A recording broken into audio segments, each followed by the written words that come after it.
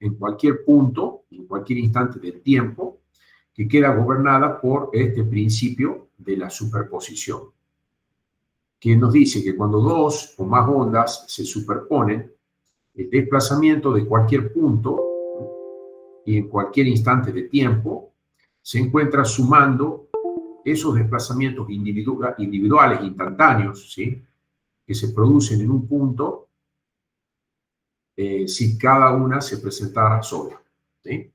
Bueno, acá hay como un GIF animado donde tenemos estas dos ondas que se están superponiendo y generan una onda resultante, ¿cierto? Vamos a suponer que una fuente S1 como fuente de ondas y esta onda sale en todas las direcciones. Acá tenemos los rayos, entonces, que representan esta dirección del movimiento de las ondas, y estas esferas que están separadas por la longitud de onda, que representan los frentes de onda. Lo que vamos a considerar es que esta fuente de onda genera una frecuencia f, de manera que la velocidad de la onda es lambda por f. Esta es una onda que se suele denominar monocromática. Entonces, ahora vamos a estudiar el fenómeno de interferencia. Vamos a ver que existen dos tipos de interferencias, la constructiva y la destructiva. Y para eso necesitamos entonces, bueno, al menos dos fuentes de onda, S1 y S2. Estas fuentes de onda las vamos a considerar ondas que son coherentes, de manera que la fase entre esas ondas es la misma. Bueno, por ejemplo, si estuviéramos en el agua, por ejemplo, tendríamos dos agitadores que estén sincronizados en ese tanque de agua. Y ahí tendríamos estas ondas que producen interferencia constructiva y destructiva. O podríamos tener también, por ejemplo, dos parlantes que estén alimentados siempre por una misma fuente, ¿no? O dos antenas de radio que sean energizadas por el mismo transmisor, ¿está bien? Ya vamos a ver que también pueden ser dos orificios muy, muy pequeños o ranuras muy pequeñas que estén sobre una pantalla, por ejemplo, opaca, y que sean iluminadas por la misma fuente de luz monocromática.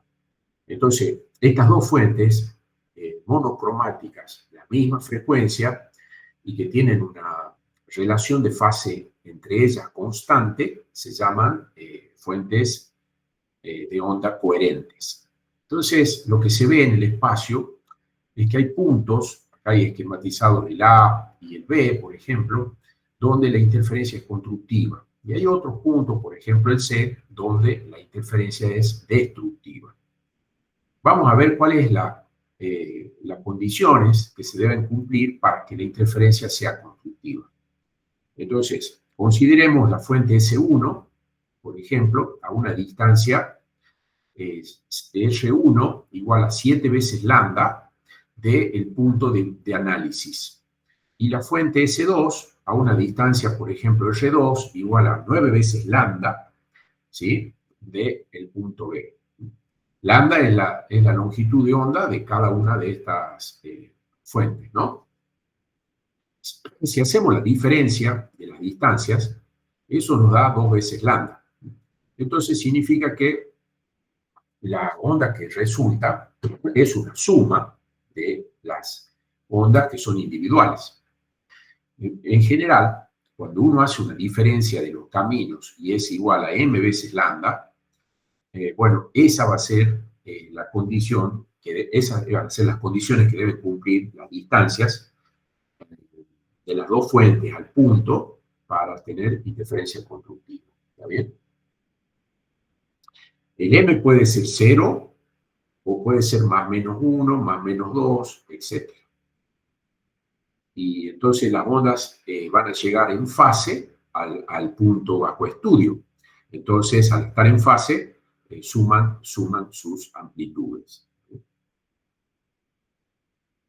¿Cuáles son las condiciones para la interferencia destructiva? Bueno, acá hay como ejemplo dos fuentes nuevamente que están separadas, distancias R1 y R2, de manera que la diferencia en general es m más 1/2 de lambda.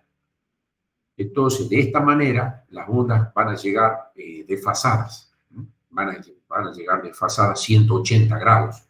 Entonces, cuando una onda está en el semiciclo positivo, la otra está en el semiciclo negativo. Entonces, se cancelan, ¿no? Se cancelan. Y de vuelta, el m puede ser 0, más menos 1, más menos 2, etc. ¿Sí? Fuentes desfasadas, interferencia destructiva. En general, uno puede unir todos los puntos en donde ocurre interferencia constructiva, y eso se llaman las curvas antinodales, ¿sí? Que es las que están esquematizadas aquí en color rojo en esta figura. ¿Sí? Y ¿sí? Son puntos entonces donde hay interferencia constructiva. Después están las curvas que son llamadas nodales, donde los puntos que forman esas curvas forman la interferencia destructiva. ¿Sí? Y bueno, y en general se hace un patrón de interferencia que es tridimensional para hacer el estudio de cómo interfiere, ¿no es cierto?, las ondas que provienen de dos fuentes. ¿Está bien? Acá tenemos un ejemplo de interferencia constructiva y destructiva que aplica a ondas de agua. También se puede aplicar a las ondas luminosas, también se puede aplicar a las ondas sonoras.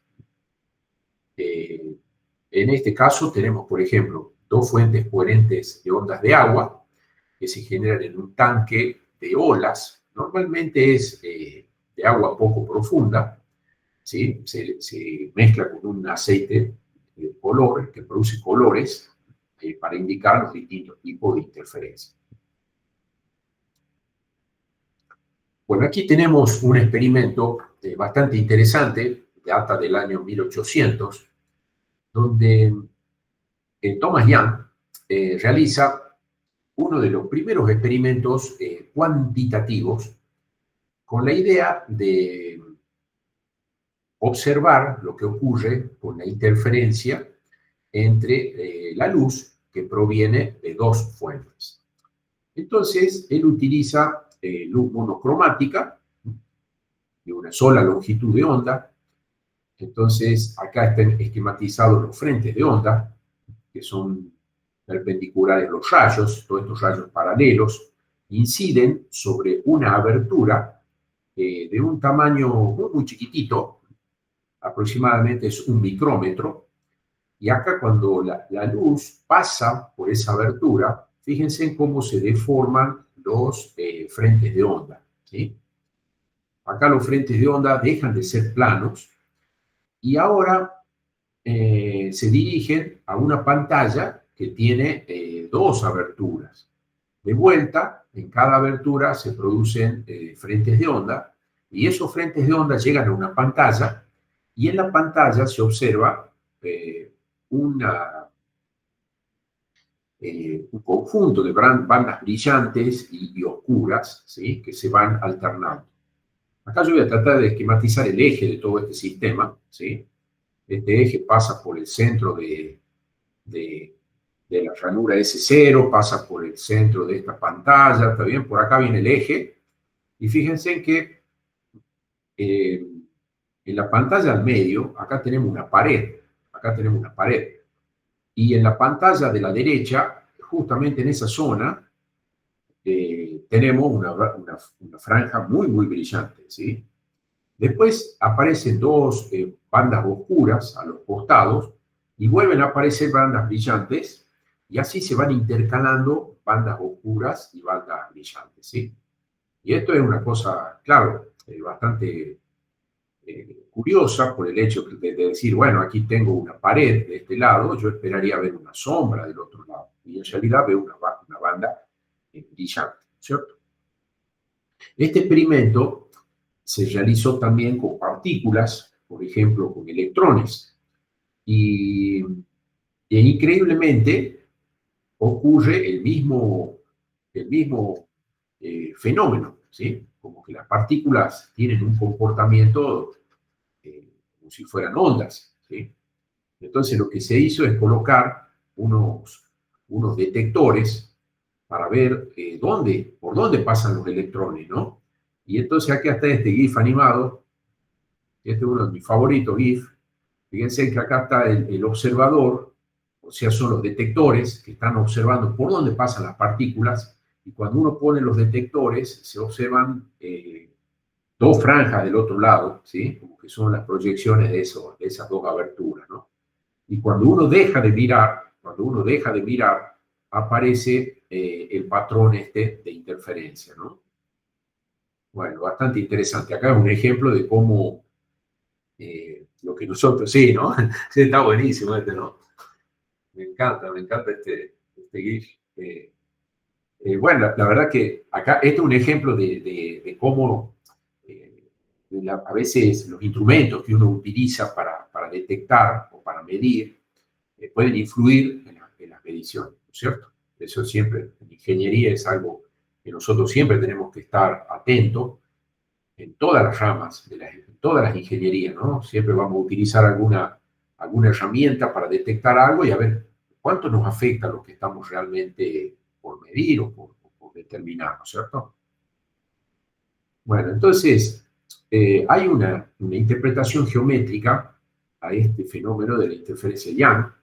Acá vamos a considerar las dos aberturas S1 y S2, que están distanciadas, una distancia D, y vamos a considerar una pantalla situada a una distancia R de estas dos aberturas, ¿no? Y vamos a suponer dos rayos, rayo R1, ¿sí? Este es el rayo R1 que viene de S1 e impacta en el punto P. El punto P se encuentra a una distancia I con respecto al eje de todo este sistema. Y, y, y del otro lado, ¿sí? Del otro lado tenemos un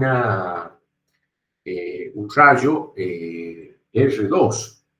R2 es un rayo que proviene entonces de la abertura número 2, está a una distancia R2 del punto P y forma un ángulo θ con respecto al eje de nuestro sistema. Si ustedes ven, podemos trazar una perpendicular a R2 de manera que pase por S1. Y en ese momento podemos determinar una distancia d por el seno de θ, que es la diferencia de la longitud entre las trayectorias de los radios R1 y R2 con respecto al punto P, ¿sí? ¿Qué pasa si la pantalla estuviera muy lejos? Bueno, entonces los rayos R1 y R2 salen paralelos, los dos, pero siempre que definamos el ángulo θ, ¿sí? Vamos a tener siempre la diferencia de los caminos de por el seno de θ.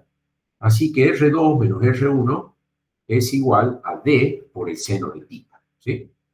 Y esto va a ser importante para estudiar cómo llega la luz a impactar en la pantalla, ¿sí? Entonces, supongamos que D por el seno de θ es igual a m veces lambda. Y entonces, en este caso, tenemos las condiciones de interferencia constructiva. Lo que vamos a hacer es calcular cuánto vale la distancia del punto P, donde hay un máximo. Entonces, volvamos un ratito acá. Esta distancia es la distancia del punto P con respecto al eje, y vamos a suponer que en el punto P hay un máximo. Por eso le vamos a llamar IM a esta distancia. Bueno, venimos acá, IM es R por la tangente del θ asociado. ¿Sí? Acuérdense que R es la distancia entre las dos aberturas y la pantalla, y θ, el ángulo que forma R2 con el punto P, ¿cierto? Entonces hacemos esta I, de este lado, es R por la tangente de θ, θm le llamamos, ¿sí? Pero este suele ser un ángulo pequeño, entonces podemos igualarlo al seno del ángulo θ. Y el seno del ángulo θ lo vamos a sacar de la ecuación de arriba, m por lambda sobre d.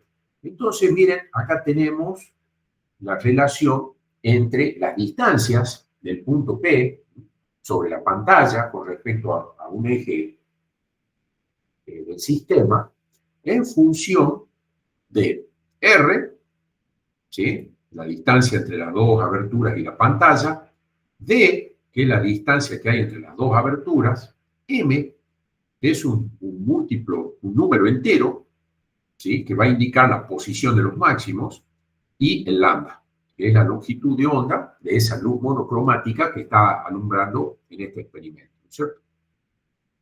Pero fíjense, por ejemplo, cuando m vale 0, I es igual a 0. Entonces estamos en el centro de nuestro sistema. Y ahí tenemos la primera banda brillante. ¿Cuál es la segunda banda brillante? Hay dos. Hay dos bandas brillantes que se dan para arriba y para abajo del eje. Por eso va más 1 y menos 1. Y esto constituye la segunda banda brillante, ¿sí? Después viene la tercera banda brillante. Hay que utilizar el m igual a más menos 2. Y así sucesivamente, ¿sí? Si quisiéramos estudiar la posición de las bandas oscuras, tendríamos que igualar la distancia, la diferencia de distancia de las trayectorias, con m más 1/2 por lambda, ¿sí? Y repetimos el procedimiento anterior. De vuelta, la primera oscura se va a dar cuando esté m0, esta es la primera oscura, la segunda oscura se va a dar cuando está m más menos 1, porque hay una arriba de la brillante y otra debajo de la brillante, ¿sí? Y así, ¿sí? Acá hay una foto. ¿Sí? ¿Alguien tenía alguna consulta? Profe, ¿podría repetir otra vez el tema de la IM y de la tangente, el ángulo θm, que no entiendo dónde está IM? ¿Cuál sería IM? IM, bien, muy bien, muy bien. IM es la distancia, que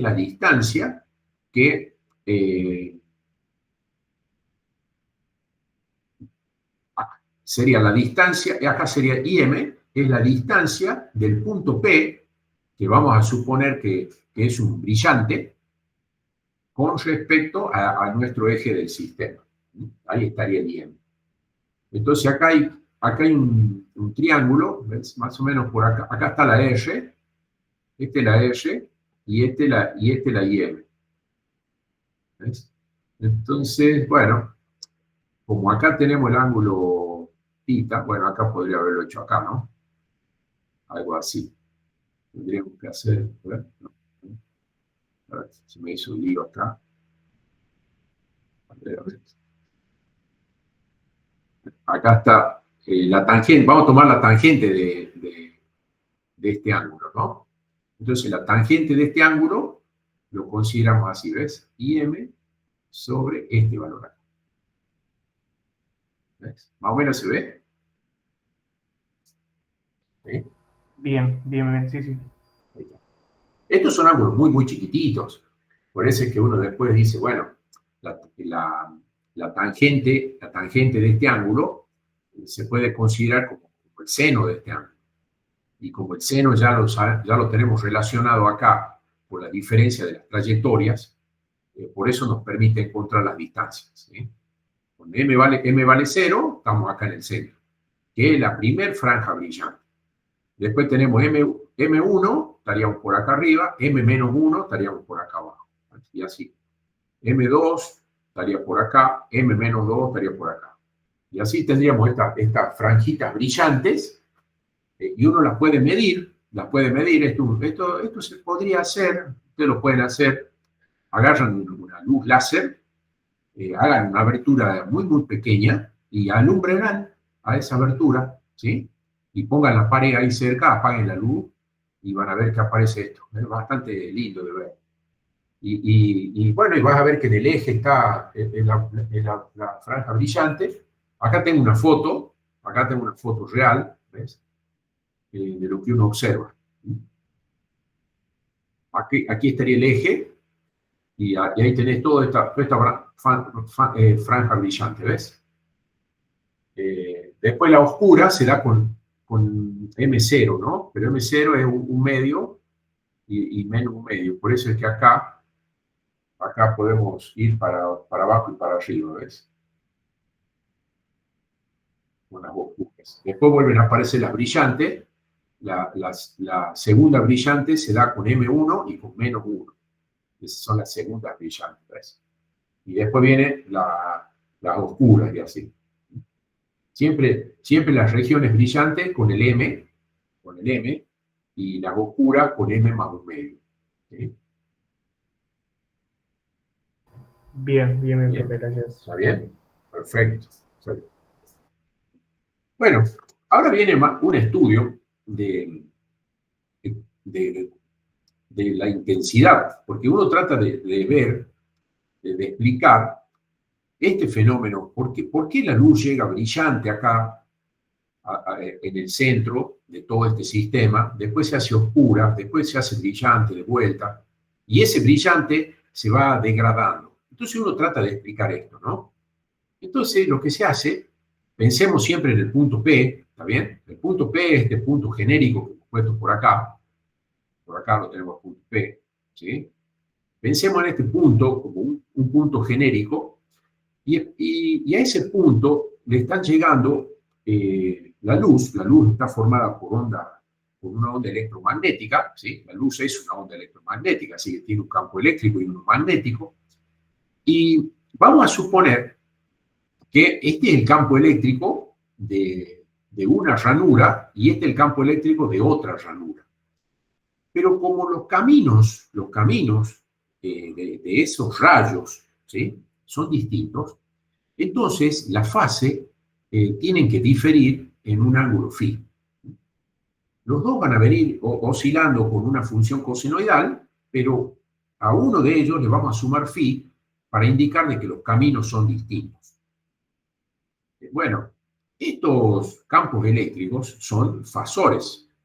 Entonces, podemos agarrar y analizar qué pasa en el punto P. En el punto P llega un campo eléctrico, ¿sí?, proveniente de la ranura 2, y el campo eléctrico que proviene de la ranura 1, supongamos, que está desfasado un ángulo phi con respecto al anterior. Entonces, estos dos fasores, acá le sacamos una foto en el instante t, omega t, y sacamos la resultante. Este es el campo resultante en el punto P. ¿Ves? Es la suma de dos fasores. Los dos fasores están desfasados en un ángulo phi. ¿Por qué? Porque los caminos que recorren son distintos. Esto nos permite calcular con el teorema del coseno el campo eléctrico en el punto P. Si tenemos en cuenta que el coseno entre los fasores, que es pi menos phi, es lo mismo que menos el coseno de phi. Entonces fíjense que acá este menos que tenemos acá en el teorema del coseno se va a cancelar con este menos, entonces acá nos queda este campo que es igual al campo al cuadrado máximo, ¿sí?, que proviene de la ranura 1, más el campo máximo eléctrico, ¿sí?, al cuadrado, es el que proviene de la ranura 2, dos veces el campo máximo al cuadrado por el coseno phi. ¿Sí? Phi entonces es esta diferencia de fase que tienen los campos eléctricos porque recorren caminos distintos.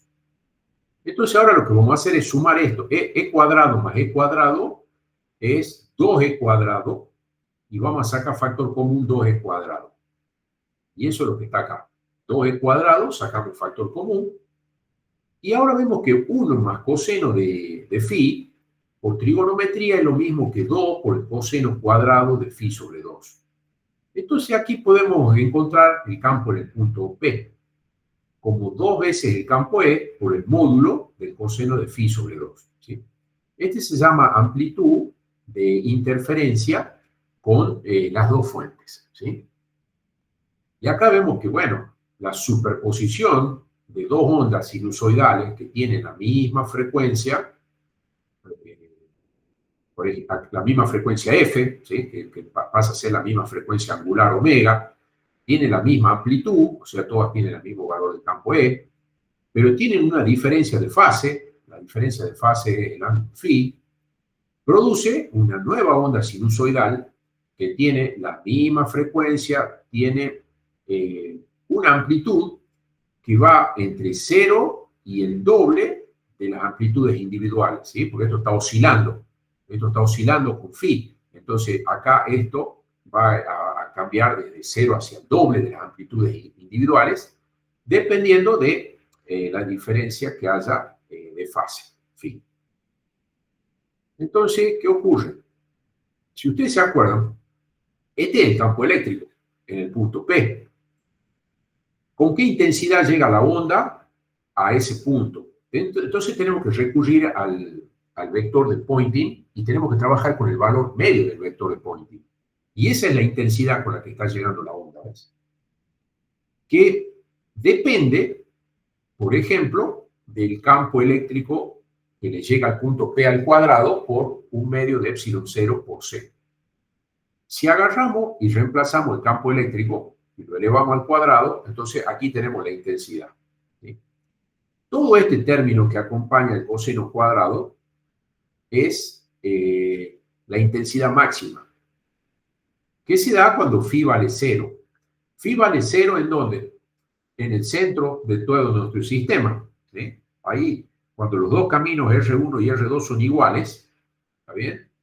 Acá estaba supongamos, una S1 y una S2 llegan los dos acá al centro, este es el centro de todo el sistema. Entonces, este es, supongamos que es R1 y este es R2, supongamos, y entonces están a la misma distancia. Entonces, el phi vale 0, porque las distancias son las mismas, entonces phi vale 0. Entonces, ahí tendríamos una intensidad máxima. Pero después, los otros puntos que no estén en el centro, ¿sí? Van a tener diferencia de trayectoria. Y esa diferencia de trayectoria va a depender entonces del coseno cuadrado de phi. Y ahora las intensidades van a ser así. Y 0 por coseno cuadrado de phi sobre 2. Y ahora hacemos esta relación. Miren. Phi está relacionado con R2 menos R1. Pero 2pi está relacionado con la longitud de onda. Entonces, de esta relación, sacamos que phi es igual a 2pi sobre lambda por R2 menos R1. Y ya sabemos que 2pi sobre lambda se llama número de onda, es K por R2 menos R1. Y acá está lo que ya habíamos visto recién, ¿no? La diferencia de caminos es la que produce la diferencia de fase. ¿Está bien? Bueno, acá hay una aclaración. Si esto se hace en un ambiente que es distinto del vacío, la longitud de onda se modifica con el índice de refracción del medio y por lo tanto también el número de onda, ¿sí? Pero vamos a suponer que estamos trabajando en un medio que no alteramos, ¿sí? Entonces seguimos trabajando con ese K directamente. Entonces mire lo que va a pasar. Como la diferencia de caminos, ¿sí? Es B por el seno de tita, y esa diferencia de caminos es multiplicada por K, nos da el phi, entonces podemos relacionar, fíjense en phi, con D por el seno de tita, ¿está bien? Porque la diferencia de camino es D por seno de tita. Y ahora, bueno, si el K lo dejamos como 2pi sobre lambda, entonces el phi nos queda en función de tita, ¿sí? Miren qué interesante esta expresión matemática. Phi depende de tita, ¿sí? Entonces ahora reemplazamos en la intensidad y vemos que acá tenemos el I0 por el coseno cuadrado de phi, pero como phi depende de toda esta constante por el seno de tita, entonces ahora phi depende del seno de tita, ¿ves? Y no sé si alguna vez han visto una expresión matemática donde el coseno, en este caso cuadrado de un ángulo, depende del seno de otro ángulo, ¿viste? Una cosa bastante interesante. Bueno, ahora veamos dónde están los máximos acá. Entonces agarremos el paréntesis, lo igualemos a los múltiplos de pi, y con esto vamos a sacar los máximos de intensidad, ¿sí? Cuando hacemos eso, nos damos cuenta de lo siguiente, ¿no? Todos los puntos de la pantalla a una distinta distancia donde estén los máximos, fíjense, tienen el mismo máximo, ¿sí? Todos los puntos que sean los centros de las bandas brillantes tienen el mismo valor del máximo, ¿sí? ¿Sí? Entonces, no importa si nosotros graficamos la intensidad en función de I, ¿sí? Toda la intensidad en función de I, esta sería en función de I, o toda en función de phi, ¿sí? Cualquiera sea la variable que uno agarre y quiera graficar, por ejemplo, acá d seno de tita, ¿sí? Cualquiera sea la variable que uno utilice, siempre la intensidad sigue un coseno cuadrado, ¿está bien? Un coseno cuadrado. Y eso está implicando que todos los máximos tienen el mismo valor. Pero nosotros vimos en la foto de recién que los máximos se van desvaneciendo. Entonces, quiere decir que la interferencia, así como la estudiamos recién, no explica sola el fenómeno de desvanecimiento de las intensidades, ¿sí? Vamos a tener que estudiar otro fenómeno que se llama la difracción que produce cada ranura, y vamos a ver que en realidad los fenómenos de desvanecimiento, ¿sí?, de esos brillos, es debido a que los valores máximos, ¿sí?, del patrón de interferencia, estos valores máximos del valor de interferencia, van a estar modulados por el patrón de difracción que produce cada ranura. Y a ese fenómeno lo vamos a estudiar en un ratito. ¿Está bien? No sé si ha quedado alguna duda o fui muy rápido. ¿Se entendió más o menos? Profe, Bien. entonces Bien. usted está diciendo Bien. que la Sí, degradación de la intensidad se debe a la difracción. exactamente. A la difracción y a la interferencia. A los dos fenómenos juntos, ¿sí? Hoy no se separa el fenómeno de interferencia con el de difracción, es como que siempre están presentes, interferencia y difracción, y son los dos fenómenos juntos que producen el desvanecimiento. Entonces, por eso cuando uno tiene, viste, a vos te dicen, la interferencia de Young produce brillos que son variables, es correcto, eso es correcto. Ahora, la sola interferencia si ustedes quieren, de los rayos que provienen de las aberturas, no explica la disminución de esos brillos, ¿sí? La sola interferencia solamente nos muestra que los brillos son todos los mismos, ¿ves? Como en este esquema. Y eso no se cumple en la realidad, ¿sí? Por eso es que necesitamos otro fenómeno que se llama la difracción. ¿Me explico? Sí, profe. ¿Sí? Ahí lo vamos a ver en un ratito, ya vamos a volver sobre esto. Ahora les muestro cómo es la interferencia en lo que llamamos películas delgadas, ¿sí?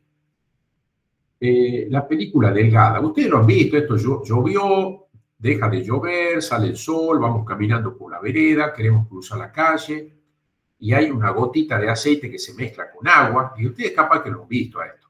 Eso es un arco iris que se forma con el aceite y con el agua, ¿sí? Lo que está ocurriendo acá es el fenómeno de interferencia en películas delgadas. El rayo que proviene del Sol, ¿no?, viene por el aire, refleja en la capa superior y sigue una trayectoria directa al ojo. Pero hay otro rayo que refracta, pasa por la película, que tiene un índice de refracción n y un espesor muy, muy chiquito que es t, refleja, vuelve a refractar y acá llega el rayo a la vista. Entonces están llegando dos rayos, ¿sí?, que han recorrido caminos distintos. La diferencia de las trayectorias es 2 veces el espesor de la película. Entonces, ¿qué pasa? Ahí están ocurriendo interferencias, ¿sí? Interferencias constructivas, interferencias destructivas. Y por eso vemos estos colores muy bonitos, ¿sí? Cuando el aceite se mezcla con el agua, ¿está bien? Bueno, estos patrones ocurren porque las ondas esas, o estos dos rayos, son coherentes, ¿sí? Son coherentes. La relación de fase es constante y está definida, ¿sí? Y por eso podemos ver esto. Resulta que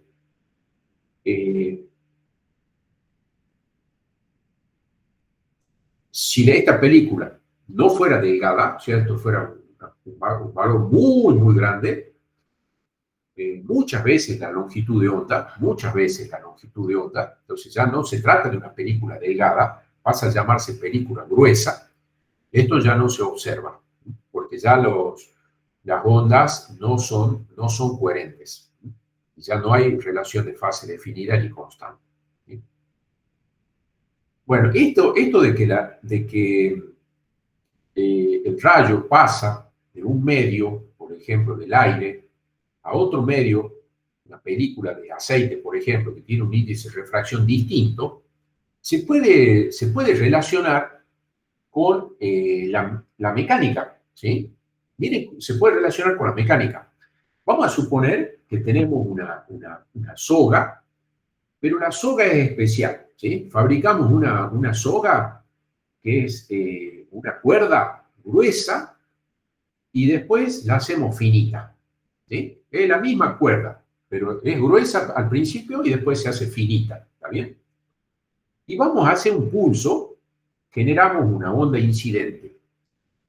Cuando esa onda llega acá a la interfaz, donde cambia el espesor, esa cuerda, hay una parte de la onda que se refleja y no cambia la fase. Por eso las dos van para arriba, ¿ves? La onda refleja sin cambio de fase.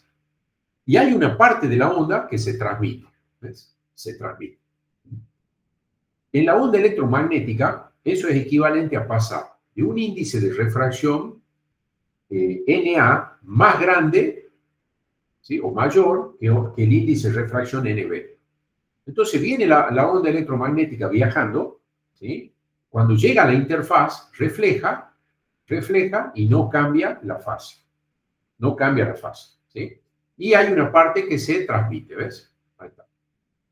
Bueno, si hubiéramos utilizado una soga normal, una soga que tiene un único diámetro, ¿está bien?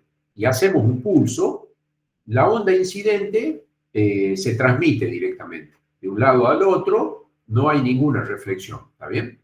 No hay interfaz, no hay cambio de diámetro de esa soga. Y eso ocurriría con un medio que no cambia su índice de refracción. Entonces viene la onda viajando por la atmósfera, pero la atmósfera es uniforme, ahí el índice de refracción no cambia, entonces la onda sigue viajando y no produce ninguna reflexión. ¿Ves? Pero ¿qué pasa si ahora tengo una soga finita?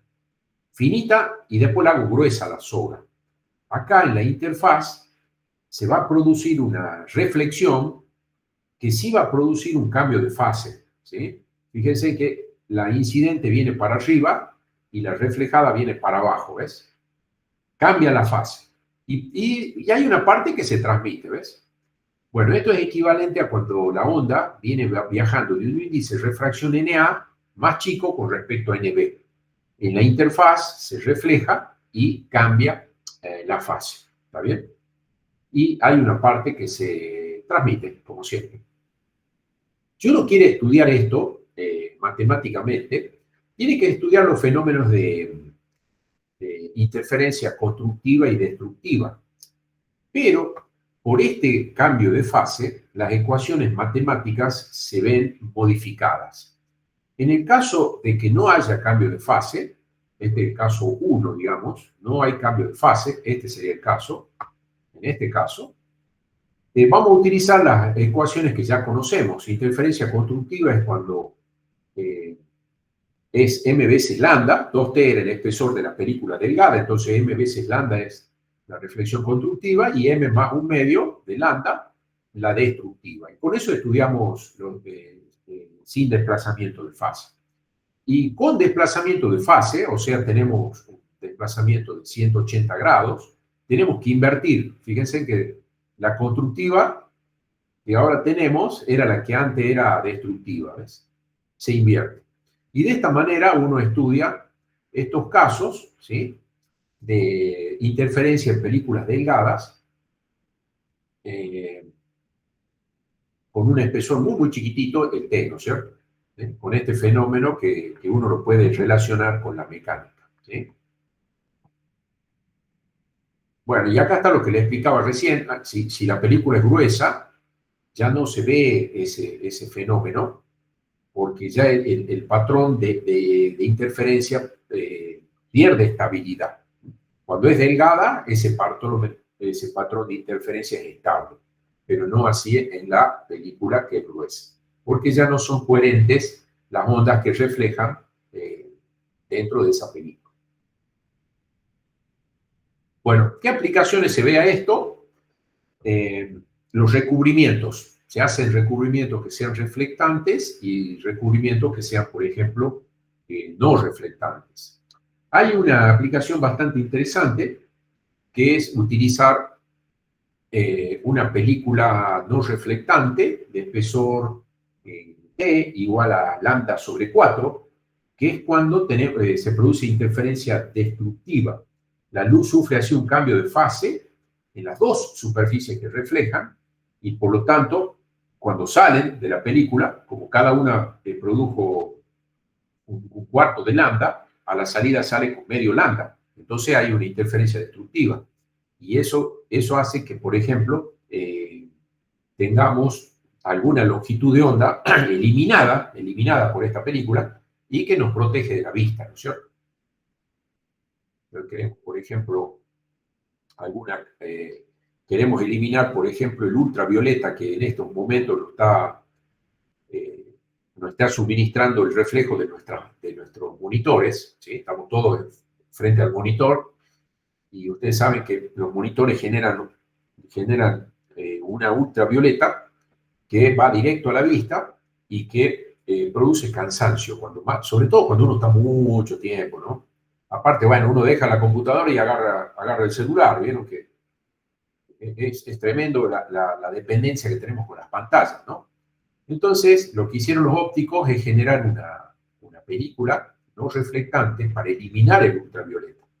Entonces, la luz ultravioleta ahora que viene, por ejemplo, de la pantalla, se absorbe y no refleja y entonces nuestra vista va a descansar un poquito más, ¿sí? Bueno, otro fenómeno de interferencia muy, muy lindo se llama anillo de Newton, ¿sí? Acá, en esta figura de la izquierda, tenemos una lente convexa que se pone en contacto con un vidrio plano, ¿no? Y entre las dos superficies se forma una película delgada de aire, ¿sí? Pero que es variable. Fíjense que esta película de aire es variable, entonces suele llamar una cuña de aire. Y bueno, cuando uno observa, ¿sí?, cuando uno observa el conjunto, todo este sistema, ¿no?, con una luz monocromática, aparecen unas franjas de interferencia que son circulares, oscuras, brillantes, ¿sí? Y a esto se les llama anillos de Newton, que, bueno, fue el que se encargó de estudiarlas, ¿sí? Muy bonito este fenómeno de interferencia, que hoy se utiliza como una de las aplicaciones para comparar las superficies de dos partes ópticas que queden en contacto, ¿sí? Entonces, por ejemplo, acá tenemos una foto, ¿sí?, donde hay un proceso de tallado de la lente que se va a utilizar, por ejemplo, en un telescopio. Entonces, el disco que está inferior es la matriz que está en forma correcta y el disco superior es la lente que está bajo prueba. Entonces se forman estos anillos que son como curvas de nivel, ¿no? Son los anillos de interferencia de Newton. Y cada uno indica una distancia adicional de media longitud de onda entre la lente y la matriz. Acá, en este ejemplo, en la bibliografía, se observa que hay 10 líneas del punto central y eso corresponde a una distancia entre las dos superficies que corresponde a 5 longitudes de onda. Bueno, ese es un resultado que no es muy bueno, ¿sí? En general siempre, por eso es que se ven también un poco deformados ahí los anillos de Newton, ¿no? En general las lentes que son de alta calidad se pulen con una precisión que llega a menos de una longitud de onda, ¿está bien? El telescopio espacial Hubble se pulió con una precisión que tiene menos de 1/50 de longitud de onda, ¿sí? Es un trabajo de ingeniería espectacular, realmente, ¿sí? Bueno, ¿cómo vamos hasta ahí? ¿Alguna duda, algo? No, profe. Seguimos entonces, vamos. Muy bien, muy bien, muy bien. Vamos a ver el interferómetro de Michelson. Este es otro de los experimentos muy, muy bonitos, se hace a fines del siglo XIX. Lo que buscaba Michelson era detectar una sustancia que en esa época se le llamaba éter, ¿sí? Bueno, en realidad eso había desconcertado mucho en la época, ¿sí? Hubo que esperar mucho tiempo, parecía que había esa sustancia, y entonces Michelson hizo este experimento para tratar de encontrar esa sustancia. Pero por allá en el año 1905, fíjense en los años, 1887, que empieza este experimento, en el año 1905, Einstein postula que la rapidez de una onda luminosa en el vacío siempre tiene la misma magnitud en relación a cualquier marco de referencia inercial, ¿sí? Sin importar cuál es la velocidad relativa que tenga uno con respecto al otro. Entonces ahí se abandona el concepto del éter. Entonces ya era evidente que no existía el éter, ¿está bien? Bueno, pero Michelson pensaba que él tenía alguna falla en su equipo, ¿sí? Porque él estaba convencido de que existía el éter. Pero bueno, Einstein ya concluyó de que no hacía falta el éter. Y lo que había logrado Michelson era efectivamente descubrir que no existía el éter, ¿sí? Por más que él quería que aparezca de alguna manera, ¿no? Porque él dice, tiene que aparecer. Bueno, hoy se utiliza para medir longitudes de onda con muchísima, muchísima precisión, ¿sí? Aquí se utiliza una luz monocromática que se hace incidir sobre un divisor de haz. Esto es una plaquita de vidrio que tiene un fino recubrimiento de plata en el lado derecho, ¿sí? Que hace que parte de la luz del rayo número 1, ¿sí?, se dirija a una superficie que se llama placa compensadora, ¿sí? Y ahí se va a terminar reflejando ese rayo sobre un espejo que está fijo, ¿sí?, acá en el lado derecho, ¿sí? Bueno, esa placa compensadora se coloca para asegurar que los rayos, que también va por el camino 2, tengan el mismo espesor de vidrio, ¿sí? Entonces, siempre la placa compensadora se hace de la misma pieza de vidrio que la placa del divisor de haz. Entonces, se logra que los espesores idénticos sean los mismos siempre, ¿eh? Se logra con márgenes de error muy, muy chiquititos, que siempre es una fracción de la longitud de onda, ¿sí? Ese es el objetivo de esta placa, ¿está bien? que los caminos sean los mismos, entonces entre el rayo 1 y el rayo 2, que el rayo 2 se fue hacia arriba, arriba lo espera un espejo móvil. Este tiene un tornillito micrométrico que se puede mover con mucha precisión acá arriba y refleja, vuelve, pasa de vuelta por el divisor, por la plaquita esta de plata, y todo esto va a parar al ocular, ¿sí? En el ocular hay una pantalla que está reticulada, y ocurre lo siguiente, que acá siempre yo voy a mover este espejo móvil, ¿no? Y si la distancia L1 es igual a la distancia L2, ¿sí? Que son estas trayectorias, ¿sí? De los rayos 1 y 2, y los M1 y M2 están a 90 grados, se va a producir una imagen virtual en M1 que coincide con M2. Si las distancias son distintas y M1 presenta un leve desplazamiento con respecto a M2, puede ocurrir que entonces yo vea diferencia en la imagen. Pero puede ser también que los espejos no sean perpendiculares. Entonces M1 va a terminar formando con M2 franjas de interferencia.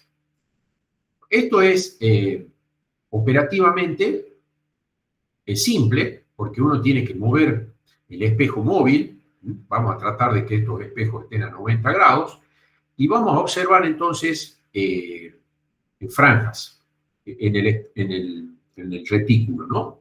En el visor. Esas franjas las podemos contar, ¿sí? Y la relación que hay con la distancia, acá tenemos la distancia ahí, lo que yo moví en el espejo móvil. Eso muevo y voy contando las franjas que se cruzan, ¿sí? En el retículo. Y eso está relacionado con lambda sobre 2. Entonces, de espejo lambda, ¿sí? Bueno,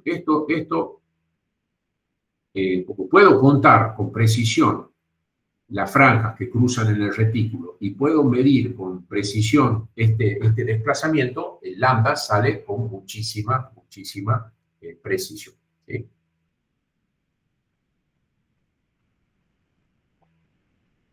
Bueno, vamos, ahí está. Esto sería el interferómetro de Michelson y ahí termina el concepto ya de interferencia, ¿sí? Vamos a entrar ahora, si no hay ninguna consulta, nada, empezamos con la difracción. ¿Vamos bien?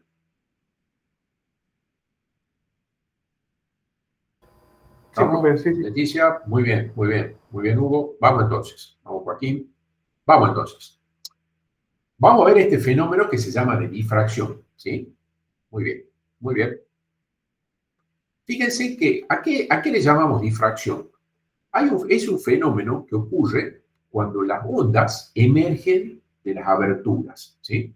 O sea, todas las ondas que pasan por un obstáculo producen siempre este fenómeno de difracción. Acá, si uno agarra la óptica geométrica, y usamos, por ejemplo, una fuente puntual, ¿no? Y colocamos un borde que intercepte a esa fuente puntual, uno esperaría ver sobre una pantalla una parte con sombra y una parte que tenga brillo, pero eso no ocurre, ¿sí? Eso no ocurre, ¿está bien? Bueno, resulta ser que también se puede ver el fenómeno si uno hace pasar una luz monocromática, ¿sí? Sobre una hojita de afeitar. Lo que se va a observar es ahora un patrón de difracción alrededor del filo, ¿sí? Patrón de difracción se llama, ¿sí? Alrededor del filo. Bueno, resulta ser que cuando la luz pasa por una abertura que tiene un ancho A, claro, uno esperaría ver el brillo, ¿sí? En esa proyección de esa abertura, pero eso no se ve, ¿sí? Eso no se ve. Y uno va a ver esto. Traten de hacerlo, si tienen una luz láser, hagan una abertura muy, muy finita y a ver y me cuentan si les sale, ¿no? La casa. Pero bueno, uno podría hacer esto, ¿sí?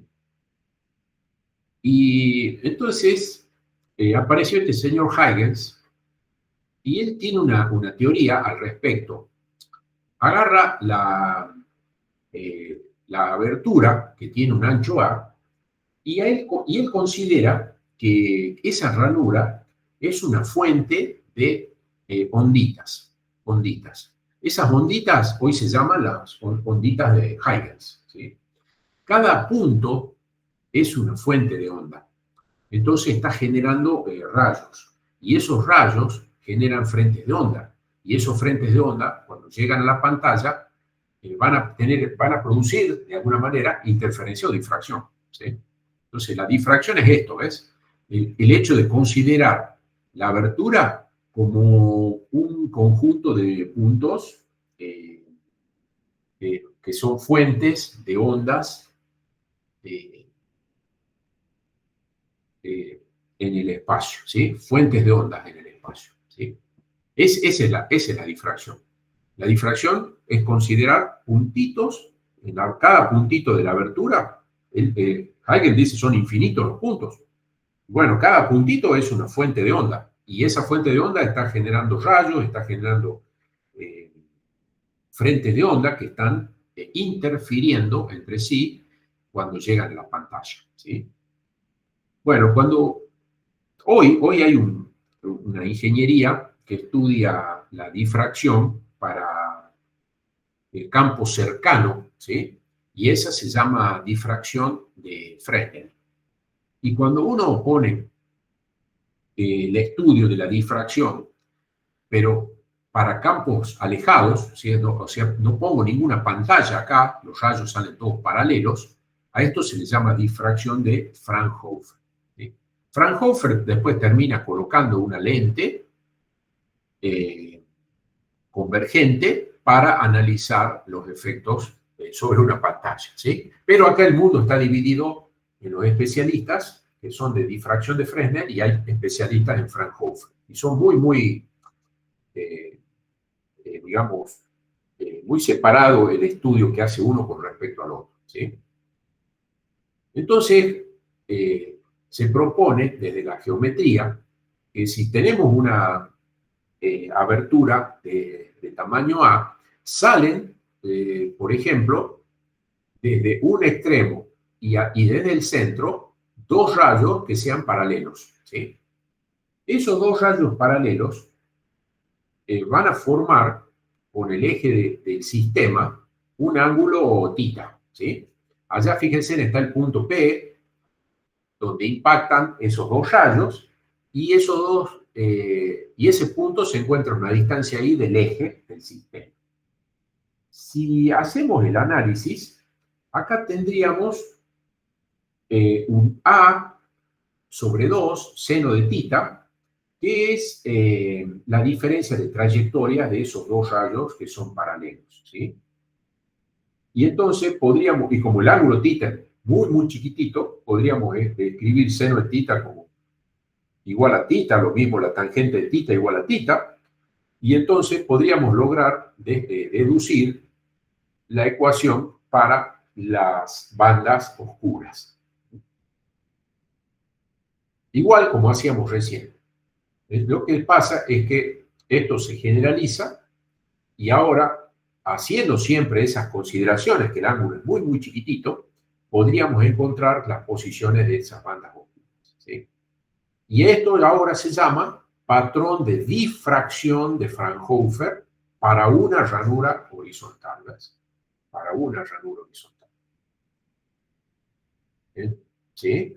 Y esto va a ser lo que vamos a tener que tener en cuenta cuando estudiemos la interferencia de Young, ¿sí? Bueno, ¿qué ocurre con la intensidad? Para estudiar siempre la intensidad tenemos que recurrir a los diagramas fasoriales del campo eléctrico. Entonces, vamos a considerar todas estas tiras dentro de la ranura. Todos estos puntitos son las ondas de Huygens, y sacamos rayos, ¿no? Y esos rayos van a ir al punto O primero. Entonces, en el punto O, todos los fasores están en fase, así que se suman directamente. Pero cuando nos movemos al punto P, claro, cada rayo está separado con el anterior, así que miren cómo se va formando estos fasores, ¿no? Se van desviando con respecto al centro, ¿no? Hasta que en el punto P sumamos a todos y este es el campo eléctrico en el punto P. Bueno, Huygens dice que en realidad son infinitos los puntos que hay en una ranura. Entonces divide a la ranura en infinitas tiras y entonces fíjense cómo se vuelve continua la función. Lo que aquí encontró Huygens es la relación entre la fase que tiene el último fasor, eso se llama beta, y esta excursión media de el segmento AEB. Esa excursión media es este beta sobre 2. Entonces él encuentra una relación matemática de manera que el campo en P es función de ese beta sobre 2. ¿Está bien? Él encuentra esa relación, el campo eléctrico es función de este beta sobre 2. Bueno, ese campo eléctrico entonces, el campo que hay en el punto 0, ¿sí? Que es la intensidad máxima, acuérdense que acá tengo máxima intensidad, eso se da porque todos los fasores están todos alineados, pero ese valor pasa a estar, miren dónde, en la cuerda esta, ¿ves? Acá está el 0 ahora, ¿sí? En el punto P, ¿no? Entonces, hay una relación entre el E0 y el E en el punto P, suponiendo que hay infinitas tiras, ¿sí? Y esa relación está con beta sobre 2. Por eso es que ese EP es E0 por el seno de beta sobre 2 dividido beta sobre 2. Por lo tanto, la intensidad va a ser una intensidad máxima por el seno de beta sobre 2 todo al cuadrado. Y beta, ¿sí? por esta trigonometría que hay acá en este triángulo, es 2pi sobre lambda por A seno de tita. Entonces la intensidad, fíjense en queda I0 por el seno de todo esto que está acá, que es el mismo valor que está acá abajo, ¿ves? Y esto pasa a ser como una función sen, ¿sí? Seno de x sobre x al cuadrado. Entonces ahora, si lo graficamos, fíjense en qué pasa con la intensidad, ¿no? En el punto O, la intensidad es máxima, ¿ves? Y a medida que me voy corriendo y observando los máximos, ahora los máximos se van degradando, ¿ves? ¿Sí? Lo más interesante de todo esto es que si uno estudia esta intensidad de la onda, puede encontrar una serie matemática, ¿sí? Una serie matemática. ¿Qué les parece? ¿Sí? Es como que el mundo es matemático, en definitiva, ¿no? Eso parece ser la conclusión, ¿no? Bueno, sí, sí, bastante interesante, ¿no? Es decir, estas intensidades que uno encuentra siguen una serie matemática. Bueno, miren, también se da, a ver si me funciona esto. No, no me funciona. Esto es un videíto que muestra. No me están dando. Qué pena. Bueno. Pero sí se ve, profe. Bueno. Sí, lo que pasa, acá saqué una foto. Acá hay un video, esto es un videito de YouTube, donde se hace la difracción de agua en una pequeña abertura. De este lado, bueno, fíjense cómo los frentes de onda del lado derecho son todos paralelos. Esto es un agitador que hay a la derecha. Entonces los frentes de onda vienen todos paralelos, pasan por la abertura muy, muy pequeña y fíjense cómo los frentes de onda aquí cambian. Bueno. Sí, este es un videíto que... Sí, bueno, viste que a veces pasa. Bien, bien. Miren, ahora hay una relación muy, muy interesante entre la intensidad y el ancho que tiene la abertura. Esta es la intensidad en general, ¿no? Y resulta que si nosotros agarramos una abertura que sea igual a la longitud de onda, vamos a tener una intensidad I sub 0, ¿sí? Y vamos a tener el ancho de ese I sub 0 es como que se mantiene en esta distancia, de menos 20 a más 20, más o menos, empieza después a bajar la intensidad. Pero si ahora uno hace un ancho, por ejemplo, de 5 veces lambda, la intensidad I0, fíjense en cómo ahora cae entre menos 10 y más 10 a 0. Y si uno hace un ancho de la ranura que sea 8 veces lambda, bueno, tengo el máximo que es I0, pero fíjense que se va rápidamente a 0 veces.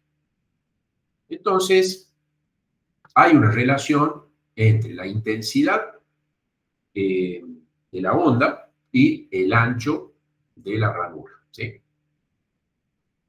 Volvamos al caso de las dos ranuras utilizadas en el experimento de Young. ¿Qué ocurre? Tenemos dos patrones entonces. Tenemos el patrón de interferencia, que nos dice que todas las intensidades son iguales, y tenemos el patrón de interferencia de una ranura. Entonces, ¿qué ocurre? Cada ranura está modulando al patrón de interferencia. Entonces, en definitiva, lo que ocurre es un patrón de interferencia y difracción, ¿sí? Y eso es lo que observamos en la realidad. Tenemos franjas brillantes y oscuras, pero esas franjas brillantes y oscuras van alternándose y las brillantes no son siempre del mismo valor, sino que se van degradando. Y eso es por la presencia entonces de la difracción, ¿sí? ¿Está bien? Ahí está, ahí cierro, ¿no es cierto? ¿Sí? Siempre está la interferencia y la difracción es como que están juntas siempre. ¿Qué pasa si ponemos 8 ranuras? ¿Sí? Profe, porque si no tuviera la difracción, todas las franjas tendrían la misma intensidad de luz, ¿verdad? Exactamente. Sí o sí necesitamos ese otro fenómeno. Esto fue sorprendente. Yo me imagino al principio, cuando se comenzaron los estudios de esto, se hacía estas cuentas y la interferencia me dice que todas las franjas son del mismo brillo. Y uno hace el experimento y eso no lo ve. Entonces, bueno, hubo que estudiar un poco más, ¿sí? Para lograr concluir de que hay una relación entre la difracción y la interferencia.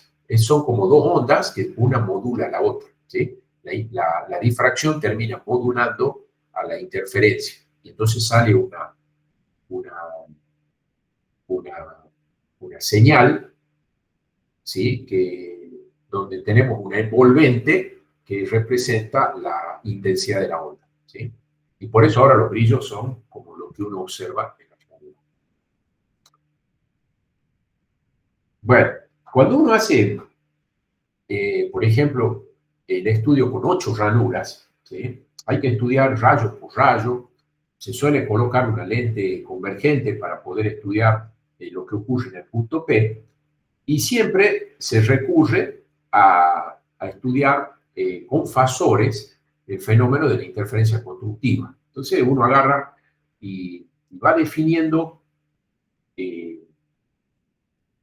distintos puntos sobre la pantalla y va analizando los diagramas fasoriales, ¿sí? Lo interesante es quizás esta conclusión acá, cuando uno tiene n ranuras, siempre hay n menos un mínimos entre cada par de máximos principales. ¿Sí? ¿Sí? Yo tengo n ranuras, entonces siempre voy a tener n menos un mínimos. ¿Sí? Si yo tengo acá 8 ranuras, voy a tener 7 mínimos entre cada par de máximos principales. ¿Sí? Y a medida que yo aumento el n, más chiquititos se vuelven los máximos principales. Entonces, si yo agarro, por ejemplo, 2 ranuras y considero que la intensidad máxima y 0 corresponde a una ranura, cuando coloque 2 ranuras, la intensidad se va a ver afectada por n cuadrado veces y 0, o sea, 4 veces y 0. 4 veces y 0. Pero el ancho de ese máximo va a ir modificándose de acuerdo al 1 sobre n. ¿Sí? O sea que acá voy a tener un ancho que va a ser 0,5. ¿Sí? Acá. ¿Está bien? ¿Qué pasa si ahora pongo 8 ranuras? La intensidad se va a 64 veces la intensidad que corresponde a una sola. Pero el ancho va a 1 sobre 8. Por eso es más finito acá. Y si coloco, por ejemplo, 16 ranuras, miren cómo se va la intensidad, ¿no? A 256 veces la intensidad que corresponde a una. Pero bueno, acá tengo un ancho que se va degradando según 1 sobre 16. Entonces, ¿qué podemos hacer? Podemos poner miles de ranuras. Y eso es lo que se llama rejilla de difracción. La rejilla de difracción. Le hacemos incidir una luz monocromática, los rayos salen todos paralelos y analizamos los máximos de intensidad, ¿no? Cuando uno quiere estudiar, por ejemplo, la luz visible, que va del rango de los 400 a los 900 nanómetros, necesita utilizar rejillas que tengan el tamaño de 1000 ranuras por milímetro. ¿Sí? Si hacemos la inversa de eso, es D, que es la distancia entre las ranuras, estamos hablando de distancia del orden de los 1000 nanómetros. ¿Sí? Y de esa manera podríamos observar, a través de esa rejilla de difracción, podríamos observar la luz visible. ¿Y ustedes vieron esto? Seguro que vieron o no. ¿Conocen esto? ¿Un CD? Sí.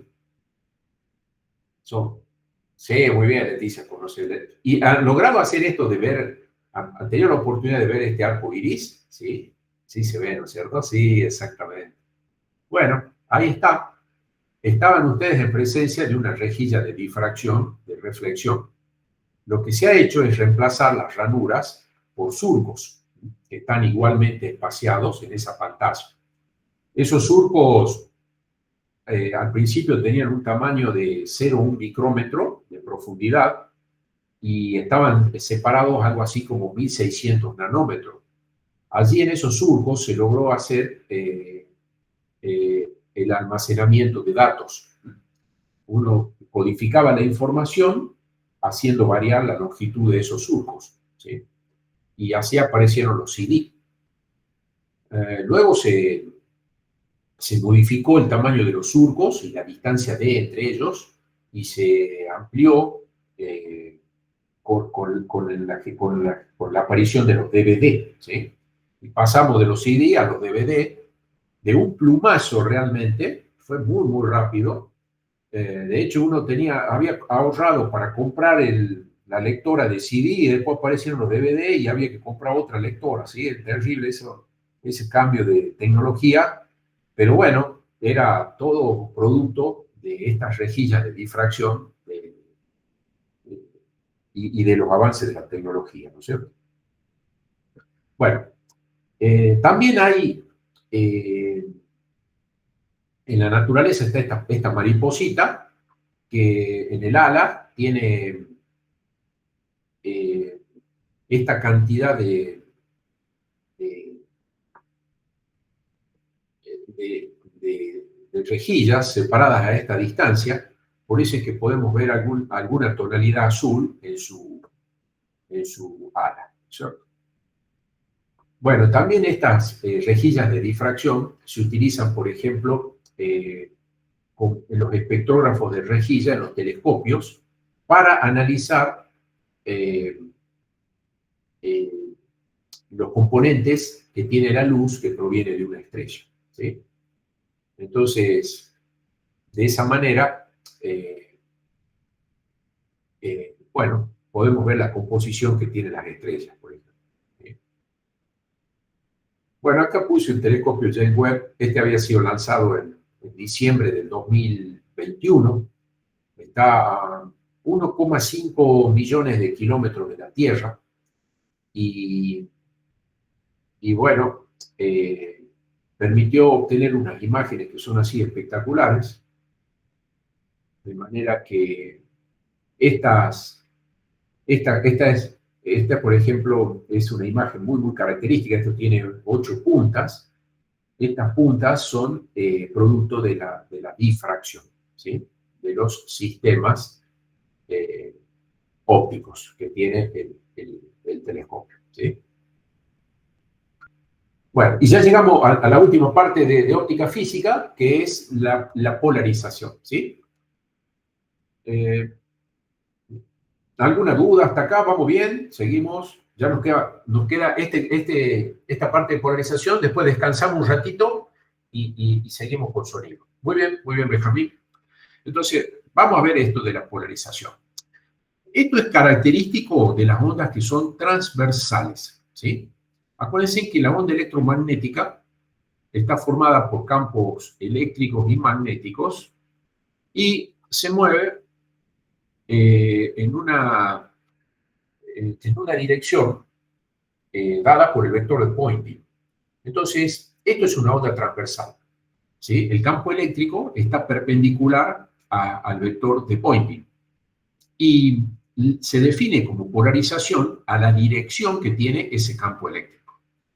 Entonces, si yo escribo el campo eléctrico en forma vectorial, utilizo el versor J, estoy indicando que la onda está polarizada en la dirección del eje Y, o vertical, ¿está bien? Eso es. El sonido, por ejemplo, que vamos a ver en un ratito, es una onda longitudinal. Entonces no se puede hablar de polarización ahí, ¿sí? Siempre se habla de polarización en las ondas transversales, que como ejemplo es la onda electromagnética. Bueno, acá el libro trató de hacer esto que a mí siempre me costó imaginar realmente, pero esto trata de hacer una analogía con una cuerda, ¿no? Entonces dice, bueno, acá tengo una onda transversal linealmente polarizada en la dirección del eje Y, ¿sí? Acá tiene la misma onda, pero polarizada en la dirección del eje Z. ¿Y acá qué es lo que hace? Forma una onda, que pone como una ranura y deja pasar solo una parte de esa polarización, ¿sí? Esto a mí me cuesta imaginar, ¿sí? Pero bueno, esto sí se puede hacer con la onda electromagnética, ¿sí? Fíjense, esto es un filtro polarizador. Este señor Land realizó el filtro Polaroid, que agarraba la luz del Sol, que no está polarizada, hizo este Polaroid, que tiene un determinado eje de polarización, y fíjense en cómo los campos eléctricos acá, ahora todos pasan verticales, ¿está bien? O, a ver si se puede ver acá, fíjense cómo modificando el polarizador, uno puede dejar pasar mucha luz o nada, ¿sí? Y eso lo que está haciendo es tomar la luz no polarizada, hacerla atravesar por el polarizador, que está definida por un determinado ángulo, y entonces los campos eléctricos pasan todos con ese ángulo. Hay un experimento muy interesante que condujo a la ley de Malus, que es utilizar un polarizador que tiene un ángulo de polarización phi. Entonces, esta luz no polarizada, fíjense, pasa formando un ángulo phi, el campo eléctrico. ese campo eléctrico tiene componentes vertical y horizontal. Entonces, si ahora ponemos otro polarizador, que se llama analizador, que tiene el ángulo acá vertical, ¿sí? Entonces, fíjense en cómo pasa la componente vertical del campo, solamente, ¿sí? A esto lo hacemos pasar por una fotocelda y acá se miden las intensidades. Las intensidades resultan ser proporcionales a los cosenos cuadrados de phi. Por eso es que cuando phi vale 0, la intensidad es máxima, ¿sí? Cuando phi vale 90, vale 0, ¿sí? Bueno, y esta es la ley de Malus, ¿sí? Entonces, con filtros podemos lograr la polarización de la luz, ¿sí? Otra forma de polarizar la luz es por reflexión. Acá tenemos la luz no polarizada. Vamos a enviar a una superficie reflectante con un ángulo de polarización θ p y vamos a ver que la onda que refleja sale polarizada directamente el 100%, ¿sí? La que se transmite no se polariza el 100%, pero sí la que se refleja. Bueno, esto, si uno trabaja con la ley de la refracción, ¿sí? Y ajusta el ángulo de incidencia al ángulo de polarización, como aquí tenemos 90 grados, entonces podemos descubrir la ley de Brewster, ¿no? Que relaciona el índice de refracción del medio 2 con el índice de refracción del medio 1 con la tangente del ángulo de incidencia para lograr la polarización de esa luz. ¿Está bien? Y también podríamos ver otro tipo de polarización que se llama circular o podría ser la elíptica, ¿sí? Supongamos que tenemos dos ondas sinusoidales que sean la misma amplitud, pero una que esté polarizada en el eje Y, por ejemplo, y la otra en el eje Z. Y vamos a suponer que tiene una diferencia de fase de un cuarto de ciclo. Entonces, ¿qué produce esto? Esto da una onda que genera un campo eléctrico en cada punto que tiene una magnitud constante, ¿sí? Pero va girando en la dirección de la propagación. Y así se propaga la onda hacia nosotros. Siempre el campo eléctrico gira. Y bueno, y lo que nosotros decimos que si gira en sentido horario, a la onda electromagnética le decimos que está circularmente polarizada por la derecha, se llama, ¿sí? Bueno, si al campo eléctrico lo hacemos girar hacia la izquierda, la onda estaría polarizada por la izquierda, ¿sí? Si fuera antihorario, ¿está bien? Bueno, cuando la diferencia de fase entre las dos ondas pasa a ser distinta de un cuarto de ciclo, eso significa que las componentes tienen amplitudes distintas, entonces a eso se le llama polarización elíptica. ¿Está bien? Bueno, ¿cómo se hace para desplazar la luz? ¿Está bien? Para un determinado desplazamiento de fase. Lo que se hace es se utiliza un material muy interesante, que presenta una propiedad que se llama birefringencia. El material lo que hace es presentar dos índices de refracción ante dos direcciones de polarización distintas, ¿sí? Por ejemplo, la calcita hace eso, ¿sí? Y bueno, y esto tuvo algunos usos, por ejemplo, en la parte de ingeniería civil, con lo que es la fotoelasticidad. Con la fotoelasticidad se armaban estructuras así complejas, por ejemplo, esas catedrales que tienen una forma bien extravagante, ¿no? Y estudiando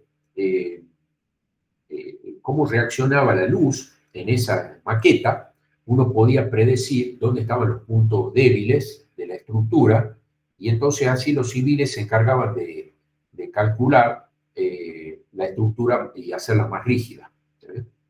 Entiendo que dejó de utilizarse la fotoelasticidad, ¿sí? Bueno, no sé si hay algún civil que conoce un poco del tema, me puede decir, pero creo que se dejó de utilizar por lo costoso que es, ¿no? Pero ahí también tiene utilidad esto de que el material cambia el índice de refracción cuando uno lo alumbra con luz de distinta polarización. ¿Vale?